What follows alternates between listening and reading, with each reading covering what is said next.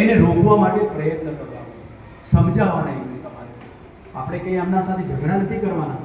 દાખલા તરીકે મારા પપ્પા કંઈ વ્યસન કરતા હોય એમને રિક્વેસ્ટ કરી કે પપ્પા પ્લીઝ હવે એક મારા માટે તમે આટલું કામ બંધ કરી દો ને ભાઈ, બરાબર.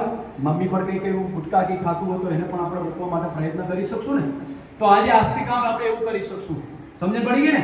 દાખલા તરીકે તમારા જ પપ્પા છે કે દિવસના 50 રૂપિયાના ગુટકા ખાય છે, અથવા તમાકુ ખાય છે, અથવા પાન પરાગ ખાય છે, કંઈ પણ વસ્તુ ખાતા હોય તો મહિનાની કેટલી થઈ? મહિનાના કેટલા થયા? 50 રૂપિયા પ્રમાણે દિવસના કેટલા થયા? 1500 રૂપિયા થયા ને. તો વર્ષના કેટલા થયા?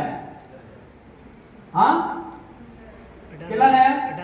18,000 રૂપિયા થયા. કેટલા બધા રૂપિયા થયા? 18,000 રૂપિયા.